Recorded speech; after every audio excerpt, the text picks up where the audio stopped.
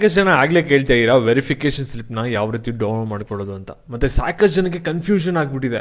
ಇವಾಗ ನಾನು ಕ್ಲಾಸ್ ಎಲ್ಲಿ ಬರ್ತೀನಿ, ನಾನು ಕೂಡ ಡಾಕ್ಯುಮೆಂಟ್ ವೆರಿಫಿಕೇಷನ್ ಮಾಡಿಸ್ಕೋಬೇಕಾ, ಆ ಒಂದು ಲಿಸ್ಟಲ್ಲಿ ನನ್ನ ನೇಮ್ ಇಲ್ಲ, ನಾನು ಏನು ಮಾಡಬೇಕು, ಈಗ ಡಾಕ್ಯುಮೆಂಟ್ ವೆರಿಫಿಕೇಷನ್ ಅಂದು ಯಾವ ರೀತಿ ಆಗುತ್ತೆ ಅನ್ನೋದು ಕೂಡ ಸಾಕಷ್ಟು ಜನಕ್ಕೆ ಡೌಟ್ ಇದ್ದೇ ಇದೆ. ಇದ್ರ ಬಗ್ಗೆ ಎಲ್ಲನೂ ಕೂಡ ಕಂಪ್ಲೀಟಾಗಿ ಕ್ಲಿಯರ್ ಮಾಡ್ತೀನಿ ನಿಮಗೆ. ಅದಕ್ಕಿಂತ ಮುಂಚೆ ಯಾರು ಚಾನಲ್ ಸಬ್ಸ್ಕ್ರೈಬ್ ಮಾಡ್ಕೊಂಡ್ರಲ್ಲ, ಪ್ರತಿಯೊಬ್ಬರು ಕೂಡ ಕೆಳಗಡೆ ಸಬ್ಸ್ಕ್ರೈಬ್ ಬಟನ್ನ ಕ್ಲಿಕ್ ಮಾಡಿ ಸಬ್ಸ್ಕ್ರೈಬ್ ಮಾಡ್ಕೊಳ್ಳಿ. ಹಾಗೆ ಪ್ರತಿಯೊಬ್ಬರು ಕೂಡ ವಿಡಿಯೋಗೊಂದು ಲೈಕ್ ಕೊಡಿ. ಇದೇ ರೀತಿ ಕೌನ್ಸಿಲಿಂಗ್ ಮುಗಿಯೋವರೆಗೂ ಕೂಡ ಬ್ಯಾಕ್ ಟು ಬ್ಯಾಕ್ ಎಲ್ಲ ಥರದ KCD ಅಪ್ಡೇಟ್ಸ್ನ ಪಡ್ಕೊಳ್ಳಿ. ಇವಾಗ ನಾವು ಡೈರೆಕ್ಟಾಗಿ ವಿಡಿಯೋ ಬಗ್ಗೆ ಬರೋಣ. ಇಲ್ಲಿ ಫಸ್ಟು ನಿಮ್ಮ ಡೌಟ್ಸ್ ಏನಿದೆಯಲ್ಲ ಡಾಕ್ಯುಮೆಂಟ್ ವೆರಿಫಿಕೇಷನ್ ಬಗ್ಗೆ ಅದನ್ನ ಕ್ಲಿಯರ್ ಮಾಡ್ತೀನಿ. ಇಲ್ಲಿ ಕೀಯವ್ರು ಏನು ಮಾಡಿದ್ದಾರೆ ಅಂದರೆ ನೋಟಿಫಿಕೇಷನ್ ಬಿಟ್ಟಿದ್ದಾರೆ. ಈ ಒಂದು ಲಿಸ್ಟಲ್ಲಿ ಯಾರ್ದಾರ್ದು ನೇಮ್ ಇದೆ ಅವ್ರು ಮಾತ್ರ ಒಂದು ಡಾಕ್ಯುಮೆಂಟ್ ವೆರಿಫಿಕೇಷನ್ಗೆ ಹೋಗಬೇಕಾಗುತ್ತೆ, ಬೇರೆಯವ್ರು ಯಾರು ಕೂಡ ಹೋಗೋ ಅಗತ್ಯ ಇರಲ್ಲ. ಸರಿನಾ? ನೀವು ಕ್ಲಾಸ್ ಹೇಗೆ ಬರ್ತೀರಾ ಅಂದರೆ ನಿಮ್ದು ಎಲ್ಲ ಕೂಡ ಡಾಕ್ಯುಮೆಂಟ್ಸ್ ಏನಾಗಿರುತ್ತೆ ಅಂದರೆ ಆನ್ಲೈನಲ್ಲೇ ವೆರಿಫೈ ಆಗಿರುತ್ತೆ. ಅದು ಯಾವ ರೀತಿ ವೆರಿಫೈ ಆಗಿರುತ್ತೆ ಅಂದರೆ ಲೈವ್ ಆಗೇ ತಿಳಿಸ್ಕೊಡ್ತೀನಿ. ಇವಾಗ ವಿಡಿಯೋನ ಯಾರೂ ಕೂಡ ಸ್ಕಿಪ್ ಮಾಡೋಕ್ಕೆ ಹೋಗ್ಬಿಡಿ. ಸ್ಕಿಪ್ ಮಾಡಿದ್ರೆ ಮುಂದೆ ಕೌನ್ಸಿಲಿಂಗಲ್ಲಿ ನಿಮಗೆ ಪ್ರಾಬ್ಲಮ್ ಆಗುತ್ತೆ. ಕೇರ್ಫುಲ್ಲಾಗಿ ಇವಾಗ ವಿಡಿಯೋನ ನೋಡ್ತಾ ಹೋಗಿ. ಇಲ್ಲಿ ವೆರಿಫಿಕೇಷನ್ ಸ್ಲಿಪ್ನ ಬಂದ್ಬಿಟ್ಟು ಇನ್ನೂ ಬಿಟ್ಟಿಲ್ಲ, ಕೆಲವು ದಿನಗಳಲ್ಲಿ ಬಿಡ್ತಾರೆ, ಅಂದರೆ ನೆಕ್ಸ್ಟ್ ಮಂತಲ್ಲಿ ಬಿಡ್ತಾರೆ. ವೆಯ್ಟ್ ಮಾಡಿ. ಲೈವ್ ಡೆಮೋ ಈ ಒಂದು ಚಾನಲಲ್ಲೇ ಬರುತ್ತೆ, ಸಬ್ಸ್ಕ್ರೈಬ್ ಮಾಡ್ಕೊಂಡಿರಿ. ನಿಮಗೆ ಅವಾಗ ತಿಳಿಸ್ಕೊಡ್ತೀನಿ ಯಾವ ರೀತಿ ಡೌನ್ ಮಾಡ್ಕೊಳ್ಳೋದು ಅನ್ನೋದನ್ನ. ಇವಾಗ ಫಸ್ಟು ವೆರಿಫಿಕೇಷನ್ ಸ್ಲಿಪ್ ಬಂದಾದ್ಮೇಲೆ ಯಾವ ರೀತಿ ಇರುತ್ತೆ ನಾನು ತಿಳಿಸ್ಕೊಡ್ತೀನಿ ನೋಡಿ. ವೆರಿಫಿಕೇಷನ್ ಸ್ಲಿಪ್ಗೆ ನೀವು ಕಾಯ್ತಾ ಇದ್ದೀರಲ್ಲ, ಆ ಒಂದು ವೆರಿಫಿಕೇಷನ್ ಸ್ಲಿಪ್ನೇ ನಿಮ್ಗೆ ತೋರಿಸ್ತೀನಿ. ಈ ರೀತಿ ಇರುತ್ತೆ. ಇಲ್ಲಿ ಆಫ್ಲೈನಲ್ಲಿ ಇವಾಗ ಯಾರ್ಯಾರು ಡಾಕ್ಯುಮೆಂಟ್ ವೆರಿಫಿಕೇಷನ್ ಮಾಡಿಸ್ಕೊಳಕ್ಕೆ ಹೋಗಿದ್ದಾರೆ ಅವ್ರಿಗೆ ಆಫ್ಲೈನಲ್ಲಿ ಈ ರೀತಿ ಸ್ಲಿಪ್ನ ಕೊಡ್ತಾರೆ. ನೀವು ಯಾರು ಇವಾಗ ಕ್ಲಾಸ್ ಹೇಗೆ ಬಿರೋಂಗ್ ಆಗಿರ್ತೀರಾ ನಿಮ್ಗೆಲ್ಲರಿಗೂ ಕೂಡ ಆನ್ಲೈನಲ್ಲಿ ಈ ರೀತಿ ಡಾಕ್ಯುಮೆಂಟ್ ವೆರಿಫಿಕೇಷನ್ ಸ್ಲಿಪ್ಪು ಬರುತ್ತೆ. ಸರಿನಾ? ಇಲ್ಲಿ ನಿಮ್ಮದು ಫುಲ್ ಕಂಪ್ಲೀಟ್ ಬಯೋಡೇಟಾ ಇರುತ್ತೆ. ಫಸ್ಟ್ ನಿಮ್ಮ CET ನಂಬರ್ ಇರುತ್ತೆ, ನಂತರ ನಿಮ್ಮ ನೇಮ್ ಇರುತ್ತೆ, ನಂತರ ಇಲ್ಲಿ ನಿಮ್ಮ ಜೆಂಡರ್ ಇರುತ್ತೆ, ನಂತರ ನೀವು ಯಾವ ಕೋರ್ಸಲ್ಲಿ ಎಷ್ಟೆಷ್ಟು ರ್ಯಾಂಕಿಂಗ್ ತೆಗ್ದಿದ್ದೀರಾ ಅನ್ನೋ ಡೀಟೇಲ್ಸು ಕೂಡ ಇರುತ್ತೆ. ಇಲ್ಲಿ ನೀವು ನೋಡ್ಬೋದಾಗಿರುತ್ತೆ. ಇವಾಗ ನೆಕ್ಸ್ಟು ಇಂಪಾರ್ಟೆಂಟ್ ಪಾರ್ಟ್ ಬಗ್ಗೆ ಹೋಗೋಣ. ಅದಕ್ಕಿಂತ ಮುಂಚೆ ಎಡಿಸ್ಮಟಿ ಅಂತ ಯಾವ್ದಾದ್ರು ಬ್ರೌಸರ್ಲಿ ಸರ್ಚ್ ಮಾಡಿ, ಫಸ್ಟ್ ಲಿಂಕ್ ಮೇಲೆ ಕ್ಲಿಕ್ ಮಾಡಿ, ನಂತರ ಇಲ್ಲಿ ಬೈ ನೋ ಮೇಲೆ ಕ್ಲಿಕ್ ಮಾಡಿ. ಇಲ್ಲಿ KCT ಆಪ್ಷನ್ ಎಂಟ್ರಿ ಕೋರ್ಸ್ ಯಾರು ಪರ್ಚೇಸ್ ಮಾಡಿಲ್ಲ ಬೇಗ ಪರ್ಚೇಸ್ ಮಾಡ್ಕೊಳ್ಳಿ.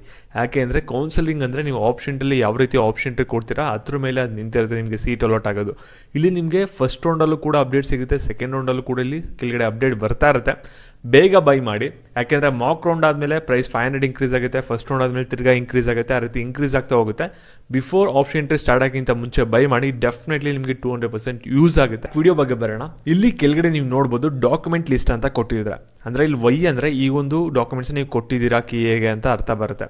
ಇಲ್ಲಿ ನೋಡಿ CET ಅಡ್ಮಿಟ್ ಕಾರ್ಡ್ ಅವ್ರ ಹತ್ರನೇ ಡಾಟಾ ಇರುತ್ತೆ, ಮತ್ತು CET ಅಪ್ಲಿಕೇಶನ್ ಡಾಟಾ ಅವ್ರ ಹತ್ರನೇ ಇರುತ್ತೆ, ಮತ್ತು ಫೋಟೋ ಐಡೆಂಟಿಟಿ ಪ್ರೂಫ್ ನೀವೊಂದು ಅಪ್ಲಿಕೇಶನ್ ಹಾಕಬೇಕಾದ್ರೆ ಕೊಟ್ಟಿದ್ರೆ ಅದು ಅವ್ರ ಹತ್ರ ಡಾಟಾ ಬಂದಿರುತ್ತೆ. ಮತ್ತು ಕ್ಯಾಸ್ಟ್ ಇನ್ಕಮ್ ಸರ್ಟಿಫಿಕೇಟ್ ನೀವೇನು ಹಾಕಿರ್ತಾರಲ್ಲ ಆನ್ಲೈನಲ್ಲಿ ID ನಂಬರು ಅದ್ರ ಪ್ರಕಾರ ನಿಮಗೆ ಇಲ್ಲಿ ರಿಸರ್ವೇಷನ್ನ ಕ್ಲೈಮ್ ಮಾಡ್ತಾರೆ.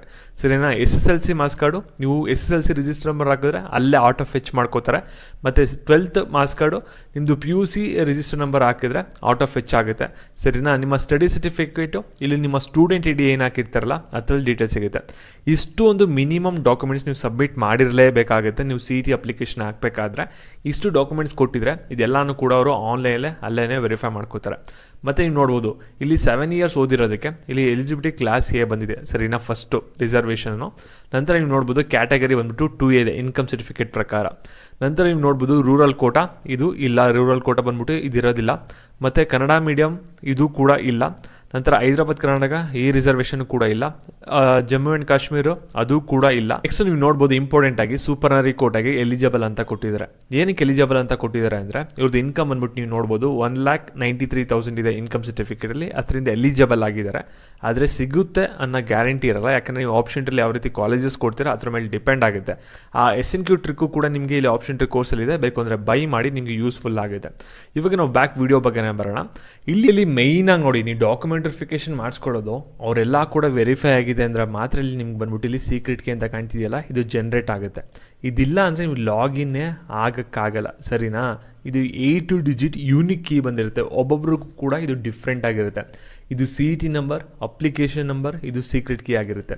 ನೀವೇನು ಮಾಡಬೇಕಾಗುತ್ತೆ ಅಂದರೆ ನಿಮ್ಮ ಯೂಸರ್ ID ಮತ್ತು ಪಾಸ್ವರ್ಡ್ ಆಗಿರ್ಬೋದು, ಮತ್ತು ಇಲ್ಲಿ ಸೀಕ್ರೆಟ್ ಕೀ ಏನಿರುತ್ತಲ್ಲ ಈ 3 ಕೂಡ ಹಾಕಿದ್ರೆ ಮಾತ್ರ ಅಲ್ಲಿ ನಿಮ್ಗೆ ಆಪ್ಷನ್ ಎಂಟ್ರಿ ಪೋರ್ಟಲ್ ಏನಿರುತ್ತಲ್ಲ ಅದು ಓಪನ್ ಆಗುತ್ತೆ. ಇಲ್ಲ ಅಂದರೆ ಅದು ಯಾವುದೇ ಕಾರಣಕ್ಕೂ ಕೂಡ ಓಪನ್ ಆಗಲ್ಲ. ಈ ಸೀಕ್ರೆಟ್ ಕೀ ಪಡ್ಕೊಳ್ಬೇಕಂದ್ರೆ ನೀವು ಡಾಕ್ಯುಮೆಂಟ್ ವೆರಿಫಿಕೇಷನ್ ಡಾಕ್ಯುಮೆಂಟ್ಸ್ ಕರೆಕ್ಟಾಗಿ ಸಬ್ಮಿಟ್ ಮಾಡಿರಬೇಕು, ನಿಮ್ಮ ಡಾಕ್ಯುಮೆಂಟ್ ಎಲ್ಲ ಕೂಡ ವೆರಿಫೈ ಆಗಿರಬೇಕು. ಅವಾಗ ಮಾತ್ರ ಒಂದು ಸೀಕ್ರೆಟ್ ಕೀ ಜನ್ರೇಟ್ ಆಗುತ್ತೆ.